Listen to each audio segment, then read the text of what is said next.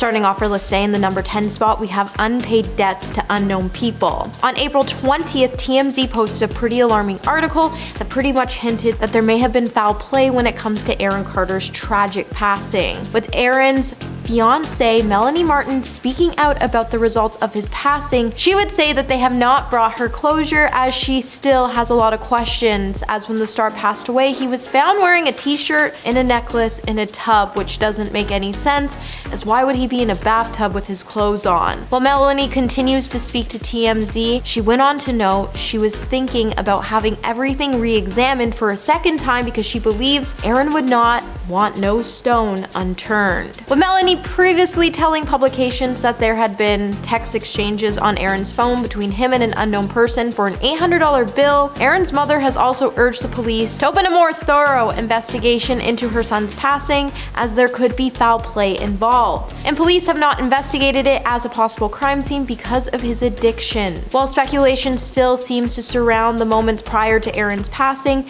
it's not hard to see that there's something strange going on, and it makes you wonder what Hollywood might be trying to cover up. Number 9. Substance abuse. When Aaron Carter's mental health started to spiral out of control in his early 20s, his struggles with anxiety and depression led to a dangerous addiction. When Aaron sat down with Entertainment Tonight, he told the outlet that when he was doing Dancing with the Stars in 2009, he developed an addiction to medication because of his stage fright. Later, he would confess on Where Are They Now with Oprah that his depression was brought on because he loved his family being together and he didn't want to see his parents get divorced. He felt like he couldn't dwell on it. Eventually, all the stress caused the singer to begin to self-medicate, and in addition to the medication, he also started to drink really heavily. At this point in his life, he also began to tell people around him that he was on a bad path and that he needed help. He even told Oprah, "So I called my mother and I called my brother, and my mother came and picked me up and took me to her house. The next day, I was at the Betty Ford Center." He completed the 1-month program in 2011, and in 2016, Aaron opened up about life after treatment when he admitted that he wasn't going to abuse things anymore and he was just gonna do life his own way. Hey friends, what's up? Are you liking this video so far? If so, don't forget to give this video a thumbs up and subscribe to the channel so you never have to miss out on what we might just cover next. Number 8. Chilling prediction. After Aaron checked into rehab in September 2017, he sat down for an interview with US Weekly, and in the interview, the star would make a chilling prediction, with Aaron eerily revealing that when he was growing up, he didn't think he was ever going to make it that far, when he said, "I thought I would pass away by 30. Even when I was 13, 14, I thought, oh my god, I'm going to pass away." When reflecting on his stardom 21 years earlier, he would admit to the media outlet that his life had been pretty tough for him, as he had to deal with a lot of trauma, a lot of loss, loneliness, and he felt like he just needed to get away from everything. At the time of the interview, he was also checking himself into rehab for one of multiple times. He would then go on to explain that he had been burnt, but his goal was to be a phoenix that rises from the ashes, before adding that he was shocked that he was actually turning 30. Number 7. The engagement. Aaron Carter's engagement to Carrie Ann Pench was as fleeting as it was random. And according to People, when Aaron was just 18 years old, this is when he popped the question in front of an audience of 200 people on stage for a comedy tour in Las Vegas back in 2006. Carrie, who was 22 at the time, had previously dated Aaron's older brother Nick Carter. Surprisingly, she said yes. Then 6 days later, Aaron called off the engagement, which would then have Carrie reach out to media outlets to say he's really young and he just needs to get his act together. "I don't know what's going on right now. We're friends and maybe we'll get back together sometime. We haven't ruled out getting back together." Aaron then later opened up about the brief affair on E! News when he said, "I made a mistake and she made a mistake too. So we both did. I was by myself and all of a sudden someone threw it out as a joke and I said, okay, whatever, I'll do it. And I did it on impulse." So it really makes us question, was this just a really short relationship or was it a publicity stunt? Number 6. Chronic health problems. When Aaron Carter's fans started to freak out due to the singer looking relatively skinny due to his chronic health problems in 2015, Aaron went into defense mode during a Twitter rant when he started blaming his weight loss on his anxiety after cyberbullies started to accuse the singer of using hardcore narcotics. In his tweet, he would say say, the way people talk about my weight is like high school times a million. Just so we are very clear, I don't do substances. Later, Nicki Swift would even report that Aaron broke down discussing the effects of his conditions in July of 2017 when he said, "Unless you're in my body, you don't know. I'm sorry for the way I look. I weigh 135, 140, and I'm 5'8". Doctors said to avoid stress because I can develop cancer. He also went on to admit that he found it really hard to look in the mirror sometimes and that it hurt so bad because there was nothing he could do about it. Number 5, The Rock. Ben Affleck and Jennifer Lopez wouldn't be the only one exposed during the 2023 Grammy show this year, as Pan, who won a spot to be a seat filler at the event, explained throughout the show her job was to fill seats so no empty seats were shown on camera. Well, sometimes this can be really difficult for the seat fillers, as some celebrities just refuse to let them sit next to them or tell them that their partners or friends are actually sitting in them and that they'll be back soon and to not take their seats. It wasn't Pan's first time attending an award show, and the Grammys would be the first time that she actually got to sit among the stars. When on the floor, Pan had to follow many rules, which included her not talking to celebrities who didn't engage in conversation with her first. During her time on the floor, she actually broke that rule when she decided to make the opportunity to talk to The Rock by asking him if the seat next to him was taken. Then Rock kind of gave her the cold shoulder, like many celebrities who don't want to sit next to someone random, and told her it was. Number 4, Chris Stapleton. In 2022, Natalie Bickle was one of the lucky 150 winners of the seat lottery for the Grammy Awards. While the seat fillers fill empty seats so they can give the illusion of filled seats throughout the night, it becomes a fun moment of musical chairs for any of the lucky winners. While moving around the floor, the fillers are not allowed to initiate any conversation with any celebrities, but you can have a conversation with them if they talk to you first. While Natalie got close to many stars, she even got to talk to some people at Chris Stapleton's table when she said that she took his seat at his table when he was getting an award. While she was at the table, some of his entourage members did talk to her for a bit. However, when Chris went back to claim his seat, didn't acknowledge Natalie whatsoever. Number 3, Justin Bieber. Not only did Natalie Bickle note that she had an awkward moment with Chris Stapleton when he returned back to his seat, but she also noted how sweet Justin Bieber's friendship really is with Billie Eilish and how she loved watching Justin react to Billie's performances. In her interview with The Insider, Natalie said that whenever Billie Eilish was performing, Justin Bieber was the first to stand up and give her a standing ovation. Natalie then recalled the moment was actually really neat, and she found the overall gesture really adoring and sweet, as Billie has been a very outspoken Bieber fan for years, and Justin has even been really protective over Billie, as he knows how hard it can be for kids entering into the industry. So it's really sweet to know that he actually really cares about her and wants to make her experience better than his was. Coming number 2, we do have Billie Eilish. Apparently, being a seat filler at the Grammys guarantees that you will leave with some great stories to tell your mates. And this is exactly what happened to Terry George, who ended up being able to sit with Billie Eilish. In the process, he actually ended up getting mistaken for the singer's granddad. The former Secret Millionaire star told Yorkshire Live that fans made the assumption based on the fact that he was cheering on her win. Terry then went on to say, "I went to the Grammys as a seat filler and ended up sitting next to Billie Eilish when she was winning her awards, and it's probably the best seat in the house. It's what I call a golden seat, really." Terry would then later reveal that Billie is actually just as sweet in real life that we all expected her to be, when he said, as her and her brother made him feel like he was a part of the group. As when she won the award, both grabbed his hand before she headed to the stage to claim her award, and when she returned, Terry asked her what she was going to do if she won the next award, to which Billie said, "Oh my goodness, I don't know what I'm going to do." And coming in at number 1 today, we have Olivia Rodrigo. This year, the Grammys wasn't really filled with any drama, which is actually really boring to see. However, some seat fillers did share all the fun memories they made while attending the show. One of the night's seat winners, Cameron Carlson from North Dakota, even got to fist bump Harry Styles. At one point during the night too, Cameron would note that he was seated on the right side of the venue at a table behind Olivia Rodrigo, and he explained that the award recipient, Harry Styles, would frequently pass by his seat and even did this little victory lap before he fist bumped bumped him. And then when he went to perform, at one point he noticed that James Corden and Olivia Rodrigo were dancing. And that's when he noticed Olivia was jamming out a little too hard and she actually knocked down her chair in the process. Cameron would then say, I was like, okay, I'm here to be a hero. So he ran over, picked up her chair, Olivia thanked him, and even gave him a half hug, and he found the altercation to be like very crazy.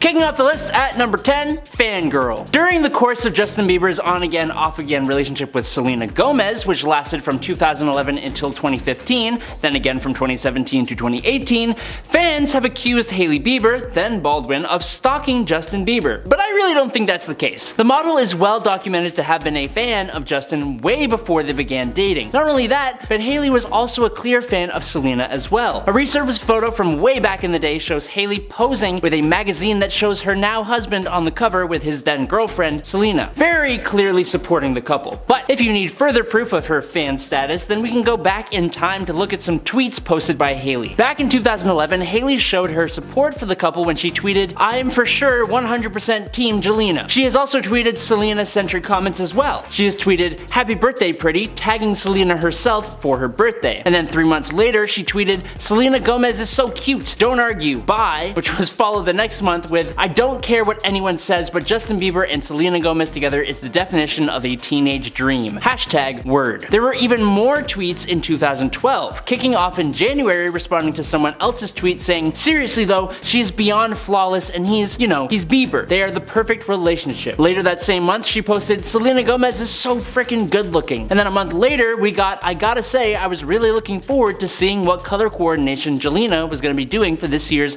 VF party. Hashtag sigh, hashtag oh well. And then in May, she also tweeted, Selena Gomez looks hot in her new music video. It's only really a secret though, because Hailey has since deleted this Twitter account amid people calling her out for said tweets, as if it's some kind of bad thing to support celebrities that you like and even somewhat know. But coming in at number 9, racism. While those tweets are arguably wholesome and unproblematic unless you're a fan of stirring the Hailey-Selena drama pot, some of Hailey Bieber's past tweets are a little bit more actually problematic. In fact, they show a great degree of ignorance and racism from the young Bieber. Her age, I think, is important to note, as while these tweets aren't exactly excusable, the tweets seem to be around the 2011 to 2013 years, making Hailey roughly 14, 15, 16, and or 17 at the time. But with that being said, the tweets are pretty bad. TikTok account The Essence of It posted a collection of Bieber's posts, and I don't even really need to explain the problem with them once you hear them for yourself. These tweets include statements like, quote, shut up before I smack you back to your own country, or one that went, quote, to those foreigners who don't celebrate Thanksgiving, so sorry your country didn't have pilgrims and Indians to start such a sick holiday. That one's pretty bad, but a post from 2011 read, with Cody Simpson and that awkward moment when you're at a Chinese restaurant and your waiter isn't Chinese. The one most people are familiar with though reads, leaving to Florida, white, but coming back to New York, a different race, which was accompanied by an emoji of a white blonde man and an emoji of a darker skinned man wearing a turban. She even went so far as to tweet racist slurs at which point, which the TikToker blurred out on her screen. So yeah, like I said, it isn't really excusable. Given the white, rich, and privileged background of the celebrity though, it isn't exactly surprising, as depressing as that is. Fortunately, I believe that as she grew up, she did learn the error of her ways. Number 8, Mean Girl. While she may have learned the error of her racist remarks, Hailey Bieber has defended herself against other problematic behavior too, even after she had been called out for her tweets. Specifically, there are numerous occasions where Bieber has been referred to as a mean girl. This has come up in multiple different ways. For starters, there was a TikTok user who spoke about how in high school, Hailey had been her bully for a year. But then more recently, we have the whole drama with Selena Gomez, where Gomez fans have made Hailey out to be a really hateful person. While it's up to your interpretation of her behaviors, some of the allegations of bullying against Hailey include her allegedly and indirectly making fun of Selena when she was being body shamed, making fun of Selena's eyebrows, and there was also a resurfaced clip of Hailey overdramatically gagging at the mention of Taylor Swift's name. During a September 2022 interview on the Call Her Daddy podcast, Hailey spoke on the hate that she has received over the years. She said, quote, people really want to paint this picture of me like I was this mean girl who is a bully who hates every other woman, and like I don't support other women, which is funny because I think anyone who knows me personally knows that's so not me at all. Hailey continued on the podcast blaming social media for the representation of her as a mean girl, but it doesn't change the fact. Number 7. Rude to waitstaff. On the topic of mean girl behavior, apparently Hailey is also mean to people working in the service industry. In a series of viral TikTok videos posted by New York City hostess Julia Carolyn, in July 2020, she rated celebrities that she encountered over the years while working in A-list favorite eateries. Describing her meetings with Hailey, Carolyn admitted that she hasn't yet had a positive experience. She said, quote, "This is gonna be controversial. I've met her a handful of times and every time she was not nice. I really want to like her, but I have to give her a 3.5 out of 10. Sorry." The TikTok became viral in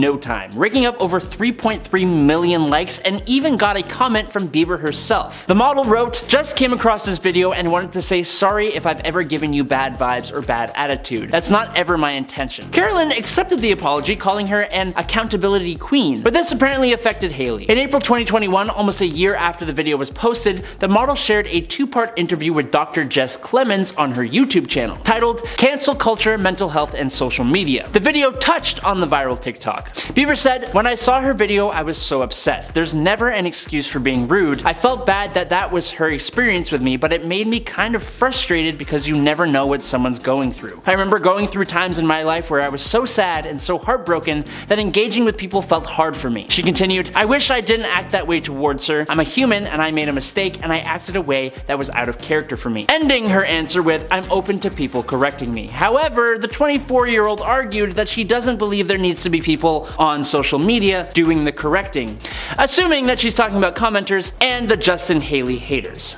Number 6. Marriage counseling. Now, moving away from bullying and tweets, shortly after they tied the knot, Hailey and Justin Bieber did an interview with Vogue in February 2019, in which the celebrity couple mentioned that the two have met a marriage counselor. Hailey told the interviewer, quote, "The thing is, marriage is very hard. That is the sentence you should leave with. It's really effing hard." In a later April interview with GQ, Justin said that specifically the first year of marriage in particular was a challenge. In that interview, he said, quote, "The first year of marriage was really tough because there was a lot going back to the trauma stuff. There was just a lack of trust. There was all these things that you just don't want to admit to the person that you're with because it's scary. You don't want to scare them off by saying, 'I'm scared.'" Honestly, I find that to be kind of a really mature thing to hear from Bieber. The beginning year of the pair's marriage had seen multiple different sources looking in from the outside and making assumptions about the marriage and its success, which I can only imagine makes it even harder. Marriages are hard enough in regular life, so adding the pressures of celebrity life must be an even greater challenge. Number 5. Will Smith. At the Oscars on March 27, 2022, Will Smith would show us all that there was something concerning going on with his mental health and state of being as he exposed his darker side. During Chris Rock's speech, he would opt to make an inappropriate joke about Jada Pinkett's shaved head. The joke clearly didn't sit well with Will, as Jada has been suffering from a condition called alopecia. So he took to the stage and smacked Rock across the face. As producers scrambled backstage, Smith would return to his seat and remain there until he accepted his award for Best Actor for his role in the film King Richard. The internet would then start to explode with their opinions on the matter, and while the Smith family mostly stayed offline, well, except for Jada, the Academy would end up banning Will from attending the ceremony for 10 years, though he can still be nominated and win an Oscar.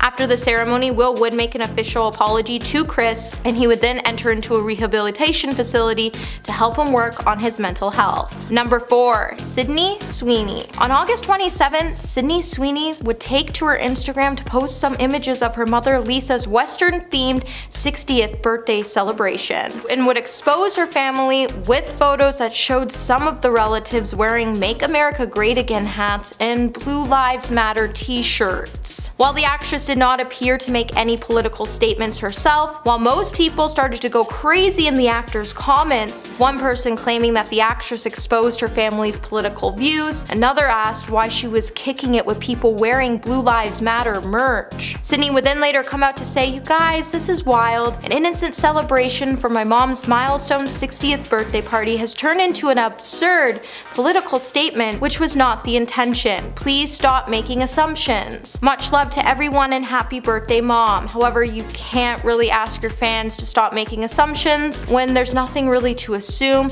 and no matter what the occasion is, it's never okay to wear any of this merchandise items, and each of her family was wearing these because it was a country-themed party.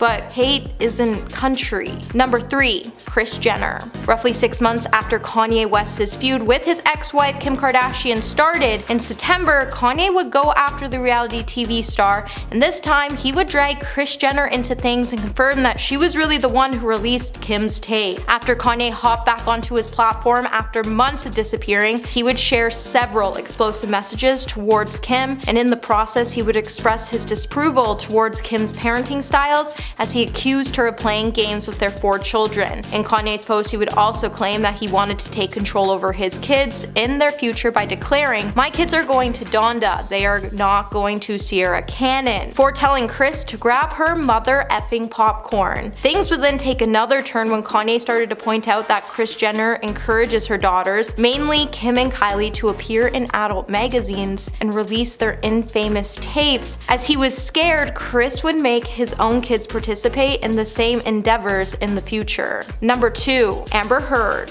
2022 was a big year for Amber Heard, as it would be the year the star would crash and burn after all of her lies were exposed. While Amber was hoping her dark past wouldn't catch up to her, it certainly did, and when her biggest secret was exposed after she tried to ruin Johnny Depp's career, while Amber was trying to claim that she was a public figure representing domestic abuse. However, during one point of the trial, Amber's lawyer, Ben Rottenborn, presented his opening statements where he presented a Milani Cosmetics all-in-one correcting kit to the jury and claimed that Amber had used this very concealer and correcting kit to hide and cover her bruises. However, that makeup brand wasn't even out, and it exposed Amber's lies by saying in a statement it couldn't be true because their product wasn't even available until after Amber and Johnny had gotten a divorce. In the statement, Ben said, "This is what she used. She became very adept at it." Amber and Johnny got divorced in 2016, which was before Milani's Cosmetic even launched that specific product, as it didn't come out until 2017, which means Amber lied. Number 1. Olivia Wilde. For months, the headlines have been filled with an alleged on-set feud between Olivia Wilde and Florence Pugh on set of Olivia's film Don't Worry Darling, and rumors didn't paint Olivia to be as charming or sweet as we were all led to believe in the past. Despite much of the cast attempts to dampen the rumors, the tension between the two were apparently so bad that some crew members even started to claim that they had a screaming match on set. And Olivia's former nanny would even say that apparently in the beginning, Florence and Harry were close and it drove Olivia nuts, and she complained to her fiance, Jason Sudeikis, and then when she left Jason for Harry and kept taking Harry away from set, this drove Florence nuts. And then Olivia got into a feud with Shia LaBeouf before hiring Harry Styles to replace him, and she claimed that she fired Shia to keep Florence safe, but then Shia would release their text messages where you could see Olivia making fun of Florence, and you can also see why Shia quit, because he was done with Olivia's nonsense. Starting off our list today in the number 10 spot, we have cancer. After Jerry Springer's family shared that the daytime host passed away earlier Thursday morning following a brief illness, People magazine would then publish a report, and in it they would say Springer's passing came from the result of battling cancer, with a family spokesperson and longtime friend Jean Galvin also telling NBC News that Jerry passed away from pancreatic cancer. Jerry's longtime friend and religious leader, Rabbi Sandrod Kobnik of the Valley and Temple in Cincinnati, also told People magazine that Jerry's illness was sudden, when he said he hasn't been sick for a long time, he passed away from cancer, and he didn't have cancer for very long. After describing the former Cincinnati mayor's nature, Kopnick also went on to note that Jerry had a kind and generous personality, and he wasn't really best pictured in his show when he said there was so much more to him than the Jerry Springer show. He was very, very smart. He was a remarkable family man, and he was somebody who understood what it means to pay it forward. With Springer being known for hosting 27 seasons of his talk show, he also headlined the reality series Judge Jerry for 3 seasons, and even briefly served as a judge judge on America's Got Talent. He also was the 56th mayor of Cincinnati in the 1970s, before pursuing a career in media. Being a man who never really lost sight of his roots, he understood the great fortune that his family had escaping Germany, and he will be deeply missed by millions of people all over the world. Number 9. Love for hateful groups. It seems like the only people who get more airtime on the Springer show than jilted lovers seem to be the members of certain Malaysia groups. And none of us could really understand why. Maybe it's because Jerry wanted to use his platform to help the members of these so-called audiences feel better about themselves. Or maybe he just had a deep love and understanding for the people he brought on the show. But after the second instance of the show giving the people the attention they were so clearly craving, everyone involved in the incident really should have found themselves giving the boot from the show. These episodes would cause so much drama that an altercation in one episode even broke out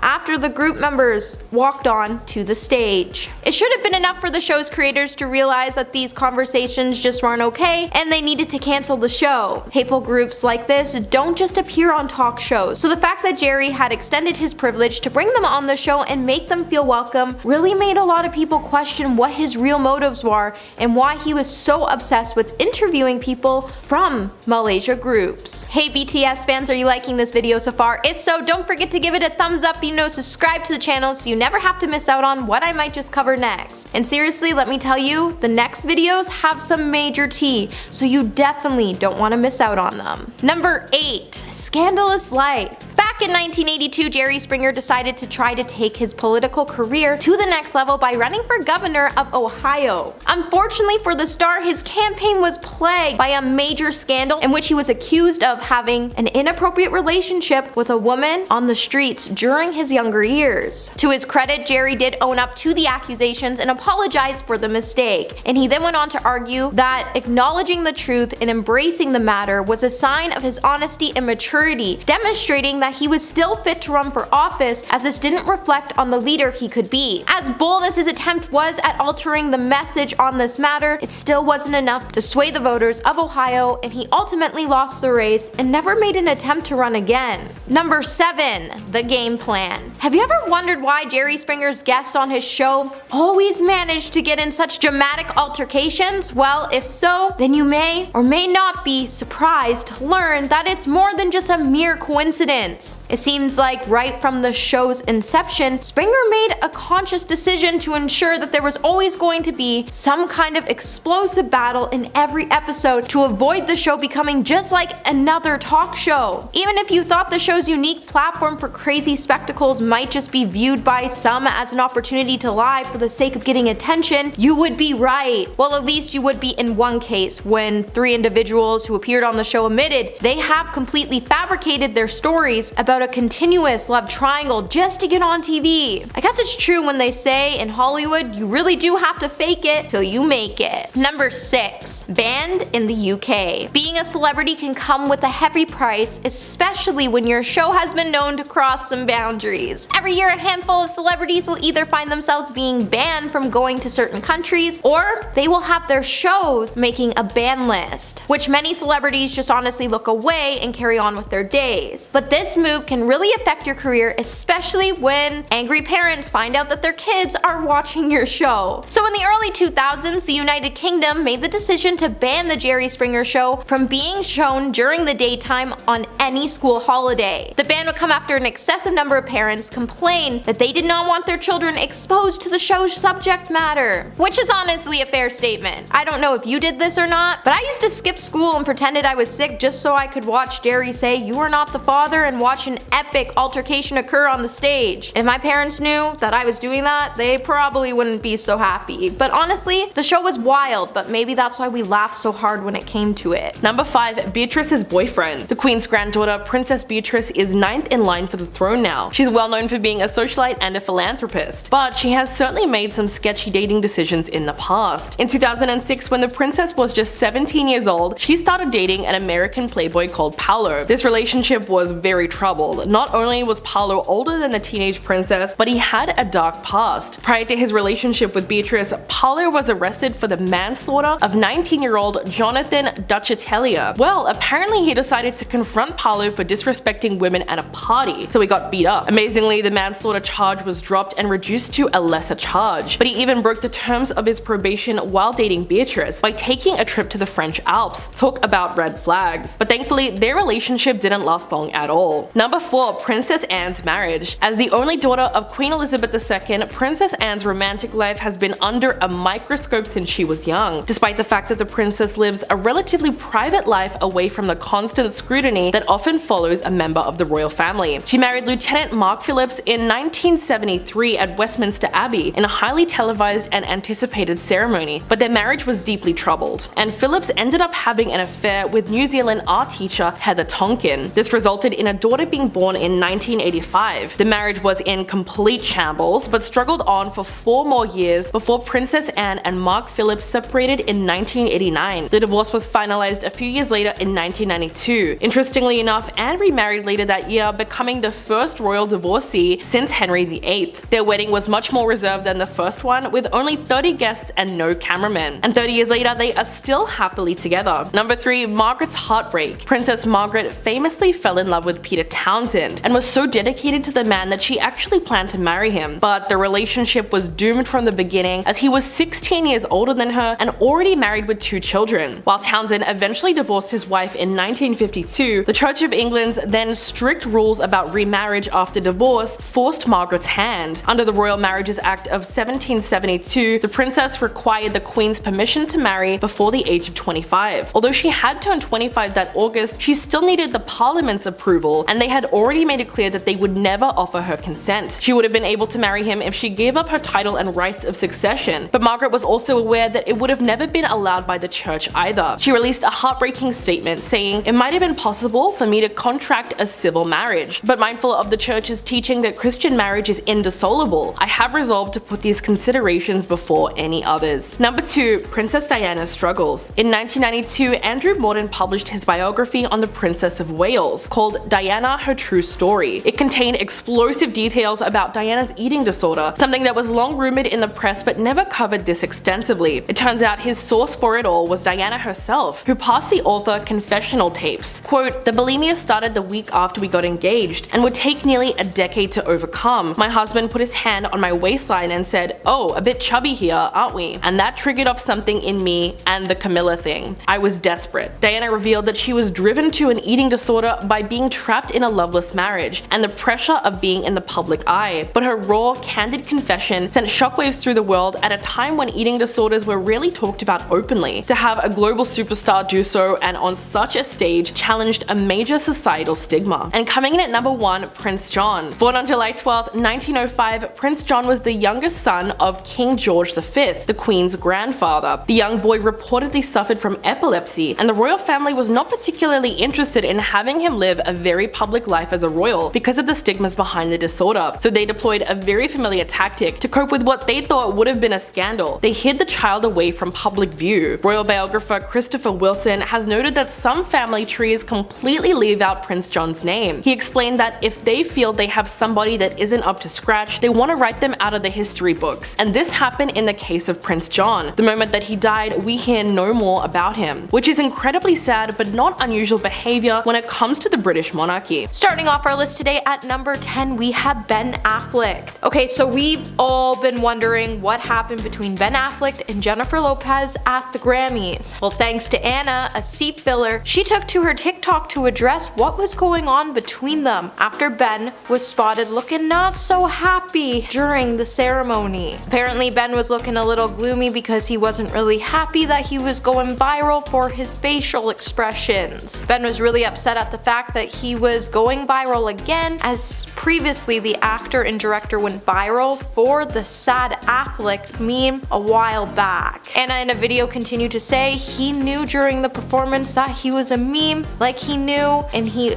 also chose just not to change his expression. And also went on to note that she didn't know the meme of Ben Affleck being an upset at the award show, and she didn't speak to him while she was seated beside him because he didn't look so happy.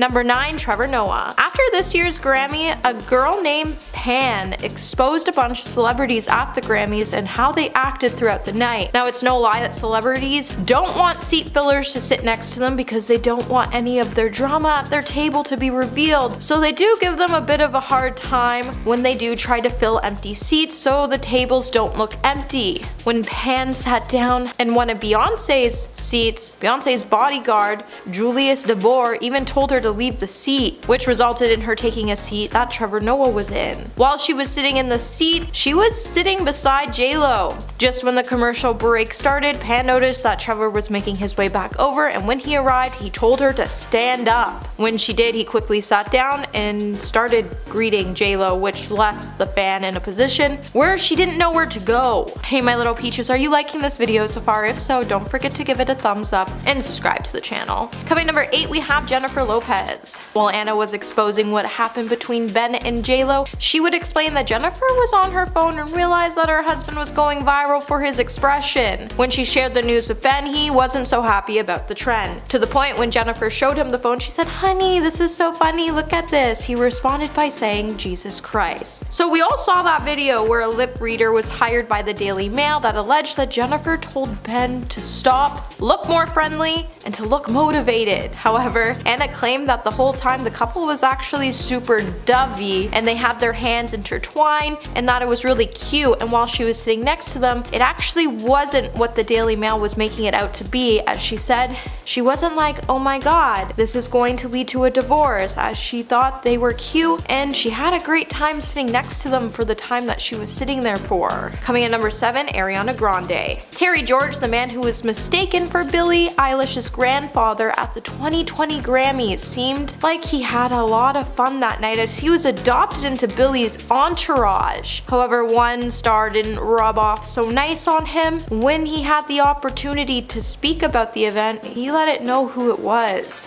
During his interview, he said he was having such a great time with Billie that he even got to pose for photos with the singer. However, one person who wasn't so keen on taking selfies with him was Ariana Grande. When Terry was asked by Insider if Ariana was acting like a bit of a diva, he would respond to the outlet by saying, "Yeah, she was." He then went on to say somebody had gotten up and said, "Oh, I'm gonna get a selfie with Ariana Grande," and that's when he thought that it would be good if he could get one as well. However, when Terry finally made his way to her to ask for a photo, she refused and told him, "Not right now, I'm not in the mood." Terry also went on to note that she didn't win an award that night, so that's probably why she was so upset and acted like a diva. Number 6, Louis Capaldi. Louis Capaldi never got exposed at the Grammys, however he did once get mistaken for being a seat filler at the show in 2020. While the star was a nominee for his song Someone You Loved, the musician's big award show moment was interrupted when someone confused him for being a seat filler. According to Louis himself on Twitter, there was a bit of a mix-up at the ceremony when he said, "A lady at the Grammys has just come up and offered to take my seat because she thought I was one of those people who sits in chairs to fill them when someone gets up to use the bathroom." Louis didn't have any hard feelings regarding the awkward moment and appeared to enjoy the ceremony just the same. The singer didn't go on to share anything else about his Grammy experience that night. However, he did share a pre-show peek of himself in the bathroom for all his fans to see, so he was clearly having fun. Number 5,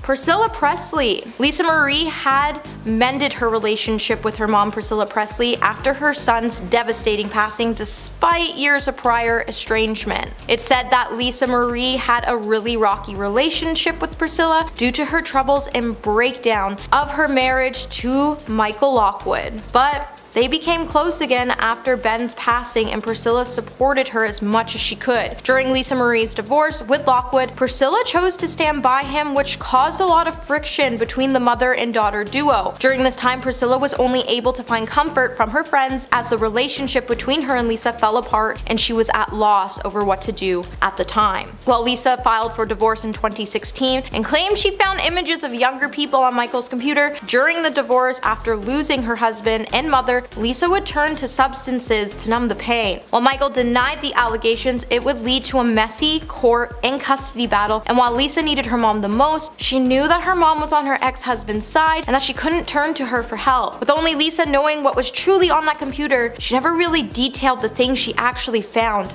on that computer to the public. Number 4, the alarming red carpet appearance. Extra host Billy Bush did the final Golden Globes red carpet review of Lisa Marie Presley and immediately realized that something was amiss. Just 2 days before her passing, Lisa Marie would walk the red carpet at the Golden Globes. She attended to support the Elvis biopic of her father. Since Bush has recalled his brief red carpet talk with an ashen and unsteady Lisa Marie by saying she was very uneven in her balance. The speech was very slow, and definitely when the interview was over, I turned to my producer next to me and said, something's off here. She was certainly with it, just a second slow, but she was there. She was definitely there, just a tad off in some way. For the interview, stars had to navigate 2 steps to the platform where he stood, but Presley was struggling to do so, so Bush went down and met the star on the red carpet itself. Also, there's been videos at the event that show her walking unsteadily and being escorted by her manager who grabbed her arm to give her support. It's clear that something was going on with the star and she didn't want to talk about it. Number 3, the safe place. Much has been said about the secrets that lie within Elvis Presley's Graceland bedroom. The private sanctuary has remained off limits to the public since his passing. However, during an interview in 2013, Lisa Marie spilled secrets about the room, and she would say Elvis Presley's bedroom was one of the places she would feel the safest. It said that Lisa would always keep a key for the upstairs with her and go up there, and up there was just Elvis and her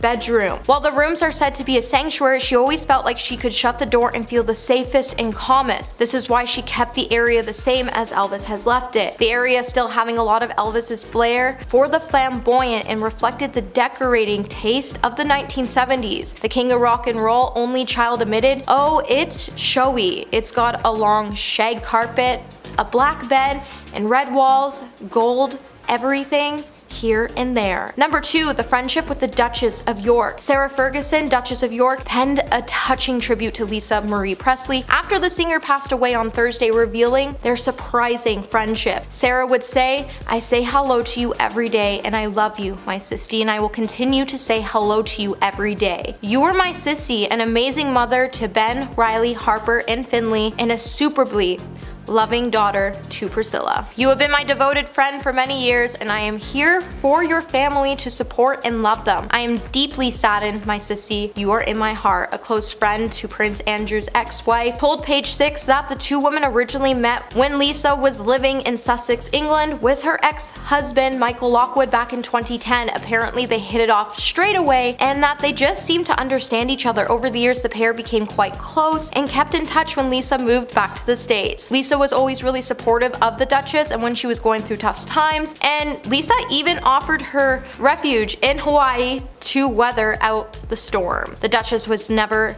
able to forget that, and Lisa even went out of her way to support her friend, and that the two actually really bonded as sisters. And coming at number 1 today, we have The Secret Job. Although Lisa was a singer and songwriter that spent most of her life in her home country of America, the daughter of Elvis also called Sussex home for a while. While she also laddered herself a very different type of job when compared to her usual career, as she was actually working in a fish and chip van in the village despite owning a 15th century grade 2 listed country mansion. It appears that Lisa wanted to get stuck in with the village life and thought the best way she could do that was to serve the locals. The van was apparently owned by local pub owners Kim and Justin Scales, and it was a job that Lisa reportedly loved doing. Back in 2012, Kim would say that the singer could not wait to don an apron and serve people, and she found it really amusing when people did not know it was her. Although being the daughter of one of the most iconic singers in the world, Lisa wanted to be fully integrated in the life in Sussex Village, and she really enjoyed her shifts. Coming at number 10, we have Kim Kardashian. The theme for the 2022 Met Gala was gilded glamour, and for Kim Kardashian this meant wearing one of Marilyn Monroe's dresses, which happened to be the dress that Marilyn wore when she sang Happy Birthday to President John F. Kennedy. Then later there would be conflicting reports that started to headline the media as they claimed that she damaged the dress that she only wore on the red carpet because it didn't fit her correctly, and then she changed into a replica dress inside the event, which led us all to question why did she have to wear the original to begin with. While Ripley's did claim that the dress was damaged before, beforehand and Kim never damaged the iconic gown, before and after photos would prove otherwise. Not to mention, she also repeatedly bragged about her weight loss to fit into the garment. In the end, Moreau's fans were extremely upset that the fact Kim used part of the late star's legacy for this, and historic preservationists even were upset that the dress was damaged, and critics of diet culture were angry about Kim's harmful dieting tips. Number 9. Kendall Jenner. It's clear that Kendall is not someone who spends most of her time in the kitchen. During an episode from her family's new TV series, The Kardashians, the star would expose herself after she proved that she's probably never used a knife to cut her own vegetables a day in her life. In a now viral clip, Kendall could be seen in the kitchen wanting to make herself a snack in front of her mother, Kris Jenner, who awkwardly sat there dumbfounded when Kendall attempted to navigate what most can do before they're even a legal adult. At one point, you can even see Kris was concerned for her daughter's fingers when she cautiously watched before saying, "Do you want the chef to make you a snack?" Instead of holding the knife with her dominant hand and the cucumber in her other, the model reached her arm over the knife to grip the opposite side of the vegetable and then proceeded to cut inward, directing the slices to fall towards herself. While most would chuckle at an offer of professional hired chef being called in to simply chop up a cucumber for a 26-year-old woman, after witnessing Kendall attempt to do it on her own, it was pretty sad. Hey my little peaches, are you liking this video so far? If so, don't forget to give it a thumbs up and subscribe to the channel. Number 8. Doja Cat. So do you remember the time when Doja Cat slid into Noah Schnapp's DMs just after season 4 of the hit Netflix series Stranger Things was released? While many of us were crushing on Joseph Quinn, who played Eddie Munson, it appears that Doja Cat wanted to get him before anyone else did, so she decided the best way to do it was to slide into the DMs of Joseph's co-star, Noah Schnapp, to see if Joseph was single, and then proceeded to ask Noah to send her a link on his Instagram. The internet then began to rage, as Noah is still considered a child and Doja is a full-grown woman. Noah then responded by sending Doja the link, and then he decided it was too weird, so he read the DMs out loud for his TikTok fans to hear. In the end, Doja Cat would then be furious that Noah decided to expose her and described his actions as him being a borderline snake. Eventually, Noah did have a good laugh, and he did apologize to Doja Cat for exposing the video, and then he went on to delete the video. But not before the internet called out Doja Cat for being 29 years old and messaging a 17-year-old. Like, come on Chrissy, just wake up and realize that wasn't okay. Number 7. Adam Levine. Back in September, Adam Levine would be plastered all over the headlines after model Sumner Stroff exposed Adam Levine in a series of shocking TikTok videos. Just shortly after Adam and his wife announced they were expecting their 3rd child. In the videos, Sumner would claim that she and Adam had an affair, and she even provided screenshots of their conversations as proof, so people knew she wasn't lying. In the beginning, Adam would then try to deny the affair, and he took to his Instagram to write a statement which said, "I use poor judgment in speaking with anyone other than my wife in any kind of flirtatious matter. I've not had an affair, nevertheless I crossed the line during a regrettable period of my life." Sumner clearly wasn't happy with Adam's statement, and then she came out with another TikTok video to claim Adam even asked her if it was okay to name his unborn child after her, and she urged for someone to get him a dictionary so he could look up the definition of cheating. Number 6. Ned Fulmer. Adding to the storm of cheating scandals, on September 27th, the internet content creators known as the Try Guys would announce that one of the members, who happens to be Ned Fulmer, would be leaving the groups following reports that Ned had an affair with one of his employees, Alex Herring, after a Reddit user shared now deleted screenshots of a video that appeared to feature Ned making out with the Try Guys associate producer at a bar in New York City. As the clip started to circulate around the internet, more videos and photos would also start to circulate of Alex and Ned on dates that looked pretty intimate and people who posted the images even said they sent them to his wife because they were concerned. This would then force the Try Guys to post a statement which said Ned was no longer working with the Try Guys as a result of a thorough internal review. We do not see a path moving forward together. Soon after the announcement, the Try Guys even switched out their profile picture of all 4 members with the company's official logo across Instagram and Twitter before making an additional video statement clarify that they were blindsided by the news of Ned's behavior. Number 5. Celibacy. But they seem to be pretty open about the struggles of their young marriage, including the little tidbit that the two waited for marriage to finally do the dirty, if you know what I mean. Wink wink, nudge nudge, you know what I'm saying? You know what I'm talking about. Justin called Hailey his reward for being celibate for over a year. In the same 2019 interview with Vogue from February, from the last point we just talked about, Justin said that he had, quote, a legitimate problem with and was more than a year into a time of self-imposed celibacy when he started rekindling his romance with Hailey. He continued on saying, quote, I think can cause a lot of pain. Sometimes people have it because they don't feel good enough, because they lack self-worth. Women do that and guys do that. I wanted to rededicate myself to God in that way because I really felt it was better for the condition of my soul. He then added, quote, and I believe that God blessed me with Hailey as a result. There are perks. You get rewarded for good behavior. But the celibacy seems to also be connected to Justin's commitment issues. During an interview on The Ellen Show in January 2020, Justin said that he had a difficult time with the idea of commitment, which made him extremely nervous before proposing. He said, quote, I felt like in the past we had talked about me asking the question, and I felt like she would say yes. He continued on asking himself, quote, am I able to make this commitment as a man and be able to honor what I say? Because that's a serious commitment when you say you're going to love someone for better or for worse and be faithful. That's huge. Am I able to do that? He said he finally decided that he was going to make the decision and follow through with it because he's always wanted to be a husband. And I hope it's also because he loves Hailey, but yeah. Number 4. Tattoos. Switching the subject completely, while tattoos are rarely secrets, Hailey has quite a few more than you'd think, and they're all pretty small, which means they can totally fly under the radar. And a few have actually been misread as something they're not. So, let's go through some of them. In January 2015, Hailey visited tattoo artist John Boy for the first time to get her parents' wedding anniversary inked in Roman numerals, VI-X-XC.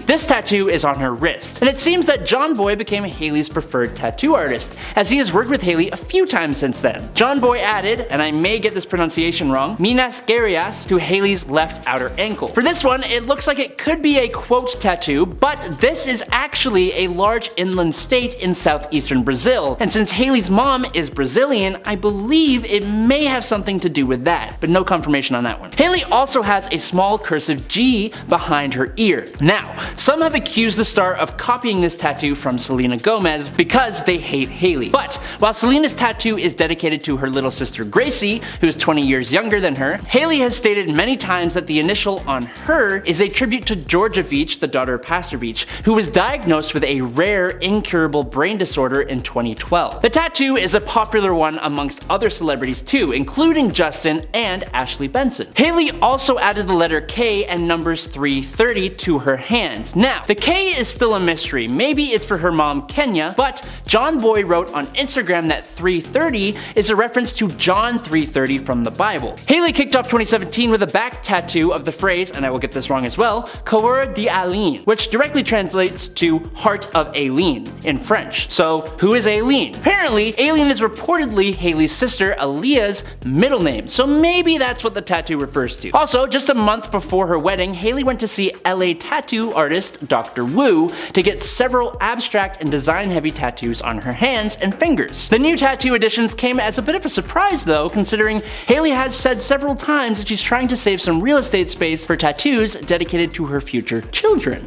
Number 3. Health concerns. During an interview with Elle in March 2020, Hailey talked about how Justin's Lyme disease complications made things hard for the two of them when they were first together. She said, quote, it was hard because everybody from the outside was being super mean and judgmental, saying he looked like he was on drugs, saying how unhealthy he looked, when in truth, he was not healthy and we didn't know why. She said that Justin is healthy now, but they were forced to deal with the in sickness and in health part of their wedding vows right away. She said, quote, "We went straight into figuring out the hard stuff, because you never know what can happen with someone's health. When you don't know what's happening, it's really scary, and then you have the opinions of everybody from the outside and it just sucks." Over the next months, both Hailey and Justin have had health complications each. Things like a blood clot to the brain and a Ramsay-Hunt syndrome diagnosis respectively. But Hailey told Harper's Bazaar that it's an example of how they take things day by day in their relationship. Number 2, kids. Although they had only been married since 2018, during a March 2020 appearance on The Ellen Show, Justin played the game Burning Questions and was asked how many kids he wants to have with Hailey. He responded, "I think it's up to Hailey because it's her body." Later, during a December 2020 appearance on the show, he followed that up by saying, "I am going to have as many as Hailey is wishing to put out. It's her body and whatever she wants to do with it." He also added that Hailey still has some things she wants to accomplish as a woman, so she's not ready to have kids just yet. But apparently, he's okay with that, so I guess that's cool. And finally, in at number 1, pregnancy rumors. Very recently, Hailey Bieber responded to rumors that she's pregnant with her first child with Justin. This came after Justin and Hailey took a trip to the Bahamas, and people made the assumption that the vacation was all to celebrate that Hailey was now carrying a little tiny human inside of her. But Hailey has shut these rumors down. Doesn't mean it isn't true, but in an Instagram DM, the 26-year-old star reacted to a TikToker who made the claim. She said, "Very much not pregnant, LMAO." The truth of the matter though is that it's really none of our business, as with almost everything else we have talked about today. Number 10. Harry's misconduct. Back in 2005, Prince Harry attended a costume party dressed as a Nazi. This is a risky enough outfit for anyone, let alone a British royal. Of course, pictures from the party were leaked to the press, who plastered it all over their front pages. Harry, who was 20 years old at the time, really should have known better, but he still made a public apology from his royal offices, which read, "Prince Harry has apologized for any offense or embarrassment he has caused. He realizes it was a poor choice of costume." But the papers held onto the story for quite some time, and it caused widespread outrage worldwide. Then 4 years later, in 2009, the prince was dealt another huge blow to his reputation when a tape emerged of him using racial slurs against members of his own army platoon. In the video, you can hear the prince using offensive language as well as racist terms. Once again, Harry had to make a public apology to try and save the royal family from further embarrassment. It didn't work, and the footage was relentlessly replayed around the world. If you're loving this video so far, please hit that like button, it would really help us out. Number 9. Prince Andrew's friend. The disgraced prince is no stranger to controversy. In 2011, it emerged that he was good friends with convicted sex offender and American financier Jeffrey Epstein. He was married to Sarah Ferguson, who came forward confirming their friendship and revealed that her ex-husband had asked Epstein to clear some of her debts. Although he later reported that he had cut all ties with Epstein, Buckingham Palace came under new pressure to explain their relationship with the American in 2015. The royal family has since tried to distance themselves from Andrew when his disturbing ties became public, and there was a civil case brought against him. Not long after that, it was announced that he would be stripped of his military titles and royal patronages, and would no longer be allowed to use the title His Royal Highness in any official capacity. The trouble is that no one really knows the full extent of Andrew's involvement with Epstein, but the public mood still seems so set against him that he will likely not be able to return to public life for quite some time. Number 8. The Hidden Cousins. In 2011, an explosive documentary was released called The Queen's Hidden Cousins, which revealed a scandal that has avoided the public eye for decades. In the 1940s, mental illness was not understood as much as it is today, and so the royal family viewed it as an embarrassment when 2 of the Queen's first cousins, Nerissa and Catherine Bowles-Lyon, were born with severe learning difficulties. Born in 1919 and 1926 respectively, Nerissa and Catherine were never able to be a part of the royal family. Instead, they were incarcerated in a mental institution in 1941 and remained in care there for the rest of their lives. In the documentary, nurses who oversaw them categorically stated that no members of the family ever came to visit the 2 sisters, who were unable to articulate speech but apparently had a great spirit about them. When the story of the sisters' existence was published in 1987, a scandal instantly erupted when it emerged that the royal family had apparently erased 2 of its members from their lives entirely. Number 7. Diana's biography. It's no secret that Prince Charles and Diana had a terrible marriage, but unlike many royals, Diana was vocal about her private affairs. We know that she felt like a total outsider within the royal royal family and felt like a prisoner trapped in a loveless marriage. In Diana's biography, she recounted a desperate time when she felt truly shut out by her husband. Quote,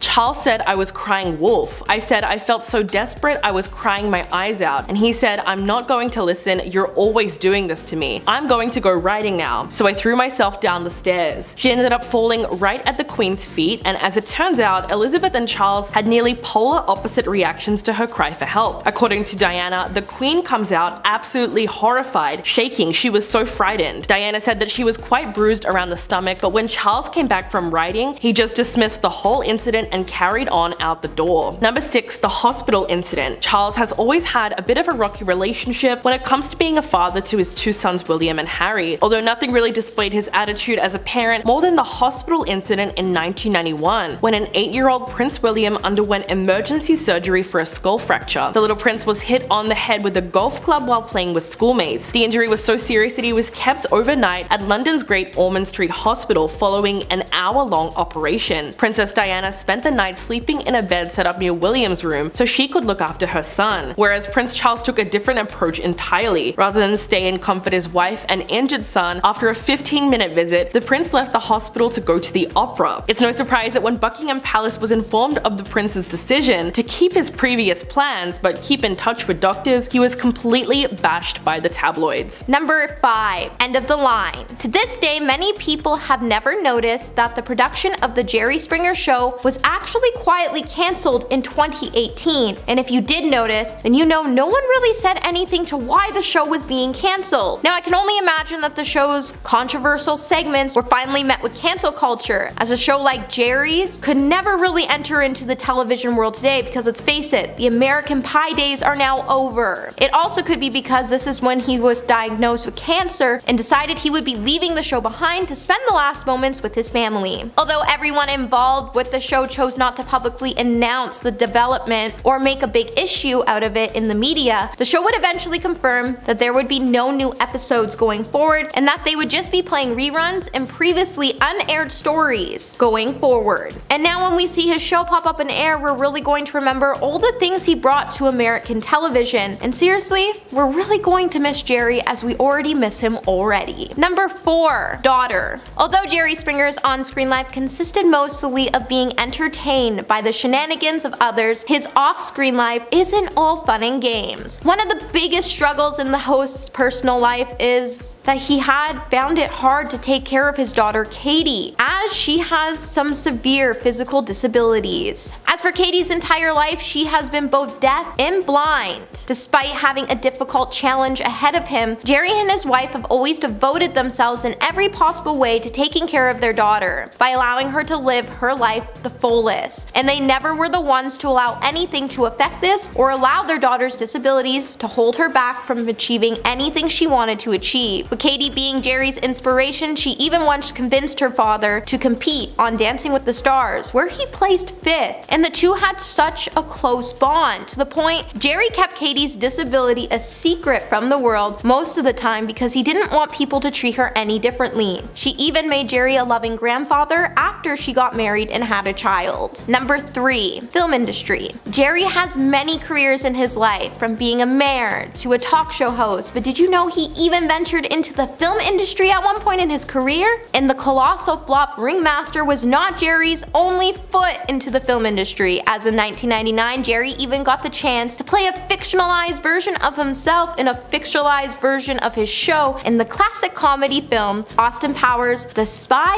Who Shagged Me. Naturally, the fictionalized version of The Springer Show was actually pretty close to the real thing, with the movie showing 2 characters getting into one giant altercation on the not Springer Show. It totally ended up being The Springer Show, but I mean, how could you not make a fake Jerry Springer show and not have it resemble the real thing? Because if you didn't, it would probably confuse a lot of people. But at the same time, this is when we realized that if a movie was able to convince us that we were actually watching the Jerry Springer Show, then maybe, just maybe, the show was all staged. But I'm gonna let you decide that and let me know in the comments below. Number 2. Burden. With Jerry Springer and his family choosing to keep the Stars battle with cancer hidden from the public so his health struggles wouldn't become a burden to many of those who cared so deeply about him. TMZ would soon publish an article where they would claim that Jean Galvin, a rep for the Springer family, told them that Jerry was sick for months and that he was running through a series of tests but only recently found out how serious his pancreatic cancer diagnosis actually was. Galvin also told the media outlet that Jerry has always been fairly a private person, so he and his family thought it was especially important to keep his cancer private as they didn't want people to worry about him or his family. So Jerry and his family instead shifted their entire focus on aiding with his care, which became extremely time consuming, and Jerry knew that his time was limited, and given the severity of his cancer, he made a point to spend as much time as he could with his loved ones as possible. And during this time he found things really depressing because he didn't want to be a burden to his friends and family, with some friends having no idea that Jerry was sick, and then he went on to do small little things and his friends say that this is how he was giving them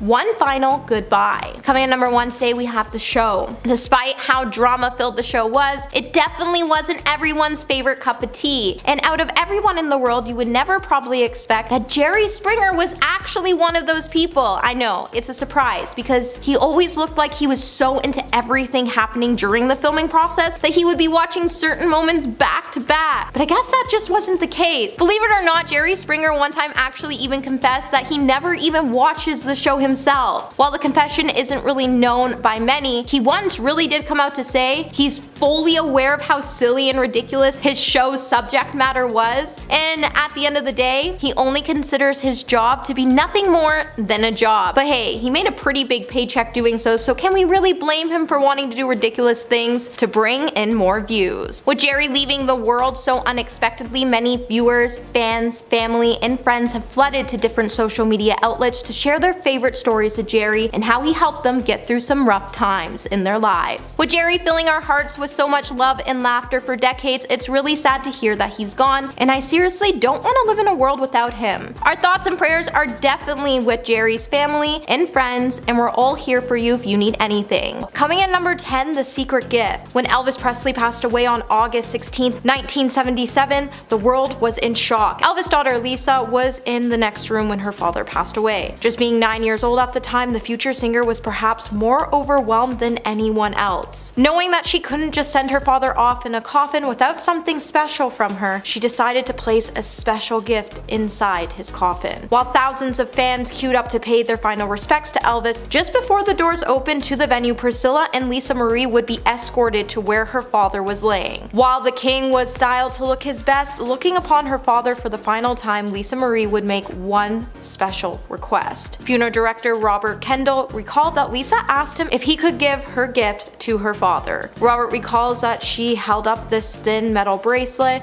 and that he agreed once her and Priscilla ensured it would not fall into the wrong hands. With thousands of fans outside, they feared someone would see the loose bangle on Elvis's wrist and take it as a souvenir, so Priscilla and Robert placed it on Elvis's wrist and tucked it underneath his shirt cuff to ensure no one would be able to take this precious gift given to him by Lisa Marie. Number 9, The Empty Seat. Lisa Marie spent many of her days at Graceland as it was her home and heart of Elvis Presley, and she loved the mansion so much because it immortalized the rock and roll legend. Lisa made no secret of her love of the special property that she was reared in and still called home. The late star was lent on the mountain of memories from her childhood to keep the Presley family traditions alive, and that's why she still visited the luxury property regularly to do things Elvis and her used to do. After being open to the public in 1982 and becoming the second most visited private house in America, it became hard for so many to believe that the inner workings of the house still functioned, but Lisa Marie ran a tight ship after inheriting her father's estate. While the kitchen appliances were said to still work, they would be turned off for fire safety, and when Lisa Marie and her family were there,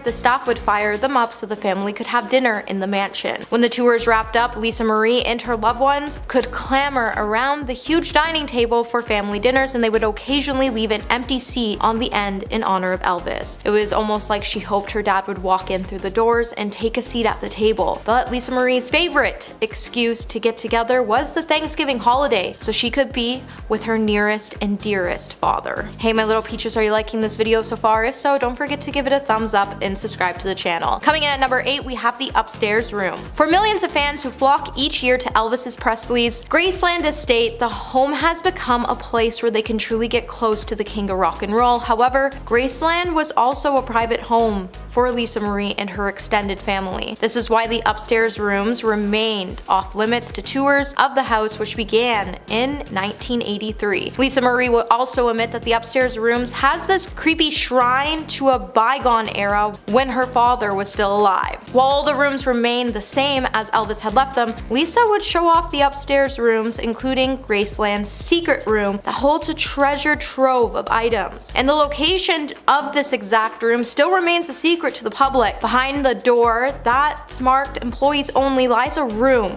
that no Graceland guest can visit. While the room is so secret, when Oprah's camera crew was allowed to tour the estate, they would have to turn off the camera until they were inside so no one would know the exact location. Inside the room lies treasures that have never been seen by the public. The room was made to be earthquake-proof, fire-proof, and tornado-proof. Items in the room include checks signed by the king of rock and roll, a majority of Elvis's costumes, and cabinets that house over 60,000 photographs. Number 7. Struggles. Nearly 5 months after her passing, Lisa Marie Presley shared an essay she wrote about navigating grief following the heartbreaking passing of her son, Benjamin. Sources close to the star would exclusively tell the US Sun that the musician was leading a reclusive life and was struggling in the wake of her son's passing. Lisa struggled to find respite from the pain of losing Benjamin, and she found it really difficult to cope with, and this is why she barely left the house for months after his passing. While Lisa Marie looked for various ways to help her manage her feelings of grief and loss, she even started to go in and out of the Church of Scientology for many years as she was trying to find herself a new purpose. In spite of this, those close to her had concerns, and one insider even confessed that Lisa had been struggling so much over the years and living in her dad's shadow.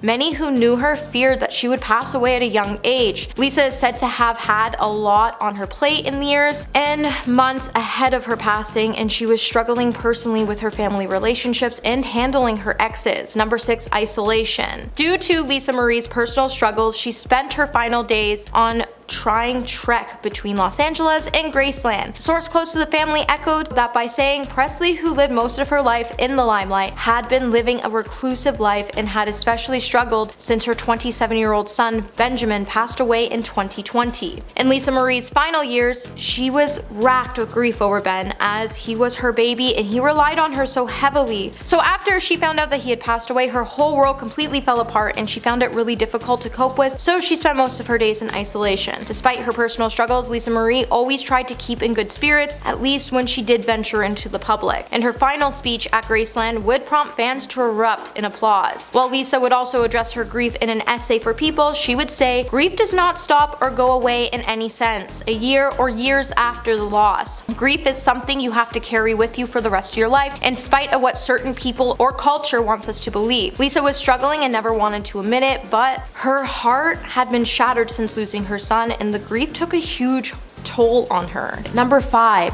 Struggle to come out. In August of 2017, Aaron Carter came out on Twitter to confirm his sexuality with his fans. In the tweet, Aaron came out to say, "This doesn't bring me shame, just weight and burden I have held onto for a long time that I would like lifted off of me. There were years that went by that I thought about it, but it wasn't until I was 17 years old. After a few relationships with girls, I had an experience with a male that I had an attraction to, who I also worked with and grew up with. Sadly, Madison Parker did not feel the same way, and the two would then call it quits." Later, Aaron would make an appearance on The Burt Show to discuss everything that happened with his split with Madison. Go on to say, "I had to discuss being bisexual with my ex-girlfriend, and she didn't really understand it. She didn't want to, and that was it, so we left it mutual and we parted ways." Before going on to note that he's been thinking about everything for years, and he felt like it was really important to come out at this time and say everything he was hiding, as he was starting a new chapter of his life, and he was really looking forward to the future and was excited to find whether he was going to be with a man or a woman. Number 4.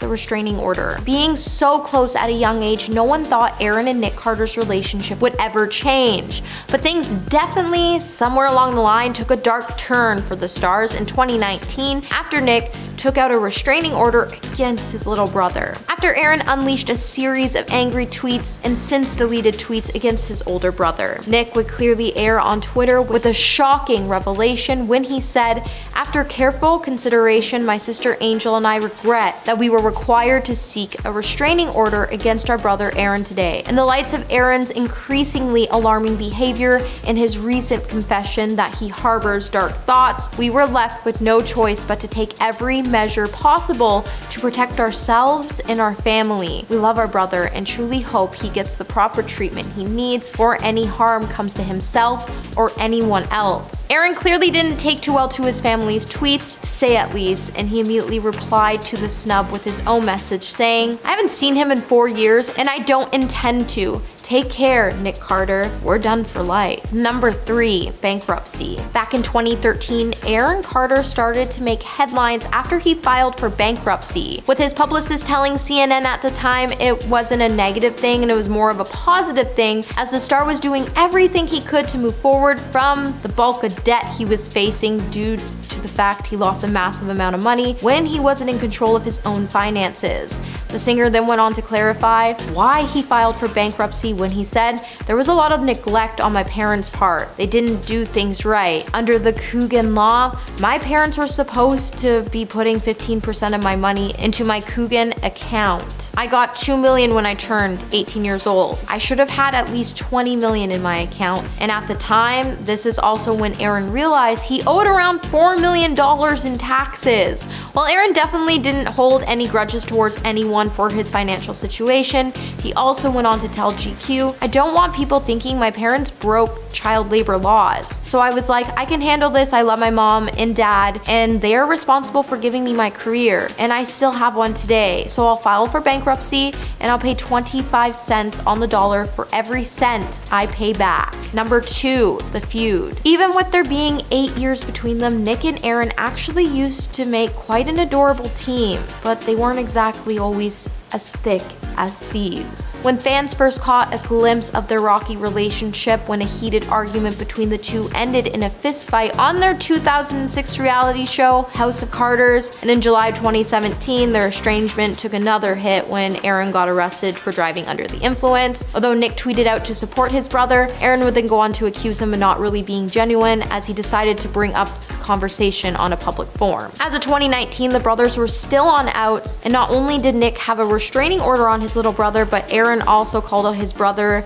and pretty much insinuated that Nick's charges had truth to them, and if things couldn't get worse, Aaron also stated that Nick was capable of harming him when he went on to say, "I'm so scared that something is going to happen to me. I endured so much abuse from Nick, and I don't know what he's capable of. If something happens, I let God lead the way, and he is with me." And coming in number 1 today, we have the rocky relationship with mom. Aaron Carter's mom, Jane Carter, devoted her life to building her talented sons' careers. But her momager tendencies even put Kris Jenner to shame. In the family's 2005 20 out of 20 special, she would say, "I sacrificed my whole entire life for that child and for the other child for the sake of that family. I made sacrifices every day. I was willing to do it for them, for the family." But the Carter kids lost their mom in the process. And it even had Aaron admit all he ever wanted was for his mom to love him and to just be his mom. Aaron's dad, Bob Carter, then went on to explain when Nick grew up, Aaron became the cash cow, and all mom loved at the time was the person bringing in the money. To make matters even worse, Jane also went on to write a tell-all book about her sons and how she allegedly stole hundreds of thousands of dollars from their fortunes. Aaron would then later come out to discuss everything that happened when he said, "Every show we did, we'd probably make about $40,000, $50,000 a show, and it was all gone." Fame and fortune then went on to cost Jane her family, and she would even admit, "It taught me a really big lesson, that all material things in the world are not important compared to the amount of time that you can spend with your children." I don't know about you, but after diving into Aaron's secrets, something just doesn't add up when it comes to his passing. So what do you think truly happened to Aaron? And let us know in the comments below.